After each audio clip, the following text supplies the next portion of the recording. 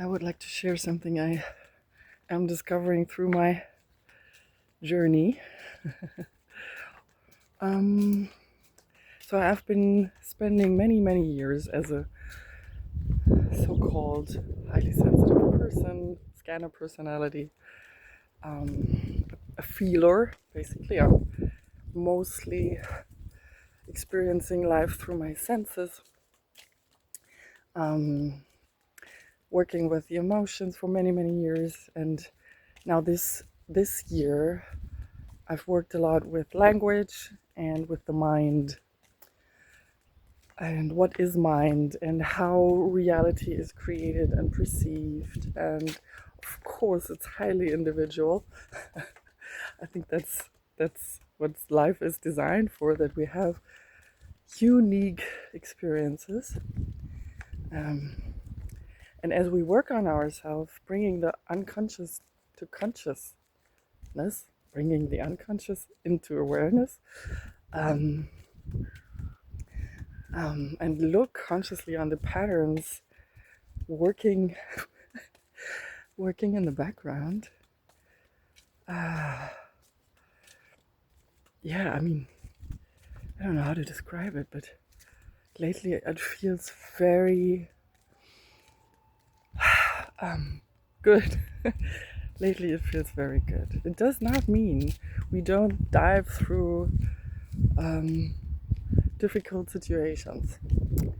However, during these coaching practices, so I worked very long in the energetic layers of things and the subtle layers, and this year I'm focusing on mind, and it's highly interesting. I love it, especially in the coaching sessions. How I've been dealing with my things, and I had people reflect onto me what patterning is working in me, and now I can see it in others even better. Like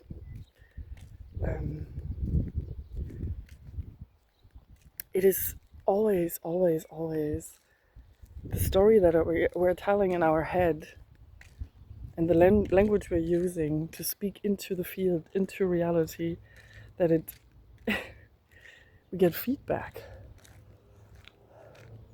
And the longer we practice a pattern or a speech model or a belief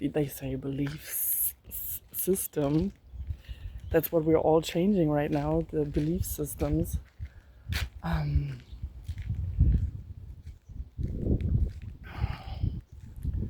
Oh, that makes so much sense. The age of Aquarius, the age of information. Sorry, like, where was I heading with this?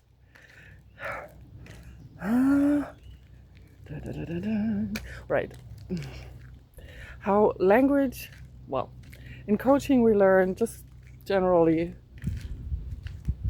thought create emotion, emotion creates action, and action creates result. If we don't become aware of our thoughts and our language,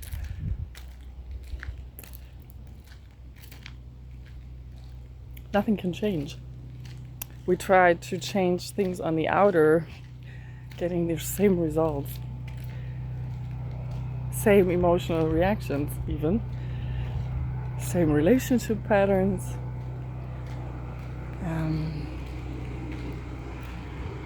Until we start to work, like, I love working with healers that basically just help you to interpret your field waves, if you want to call that.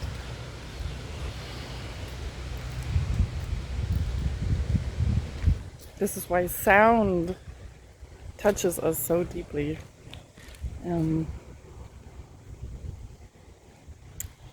And also helps to loosen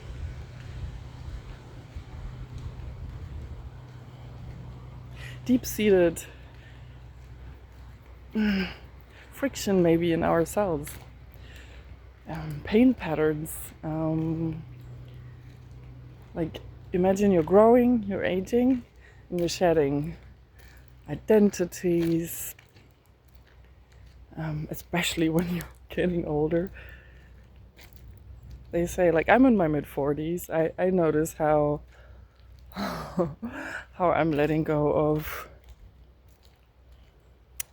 patternings that I had to take on in order to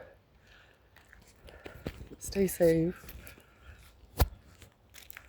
fulfill roles like mother, sister, daughter, lover, friend. And if the inner pattern is, I have to keep the peace, I have to not rock the boat because I can feel in my body, ooh, this is going to be uncomfortable. Then there's a need for change. And sometimes we say we have to break the pattern. We could also dissolve the pattern by speaking to it differently. Like, if we don't judge certain emotions as bad, like I had yesterday in a session with someone that said, oh, I constantly move into crying instead of being angry, because that was, as a child, that was when I received nurturing. But when I was angry, I was rejected, I was bad, labeled as bad, and so the person labels these emotions as bad when they come up. And that's the part of maturing ourselves, I think, to bring a moment of breath into these moments of intense emotions instead of reacting immediately. Sometimes we have to, like, let's say you're in a dangerous situation, and I had those.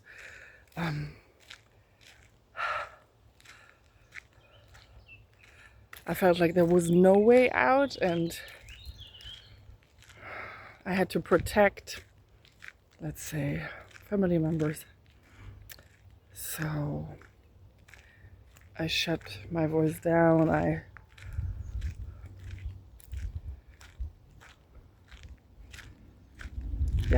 saved the relationships, the system, the family system that was quite unhealthy. Not because the people are bad, it's just because the coping strategies weren't the healthiest. Until they become conscious and you work on them.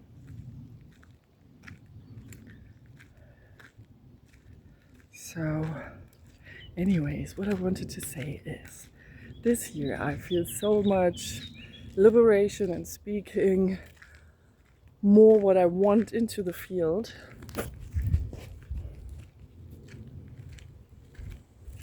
And see what response comes back to me in order to choose whether I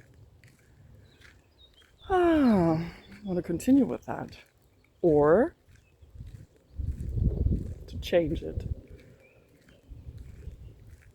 And why I'm sharing this with you is because you probably also experienced that in some places in your life, some aspects in your life. I found it very helpful since starting to read the Bible, because I don't have, some people say they have a Christian background. I never had that.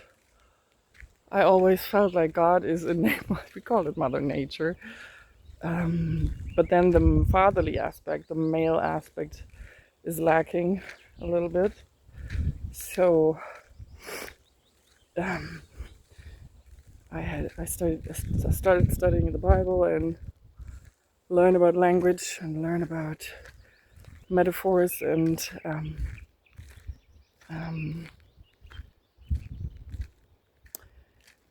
patterns in history and authority and principles in a different way. How to use power healthily, how to empower yourself again without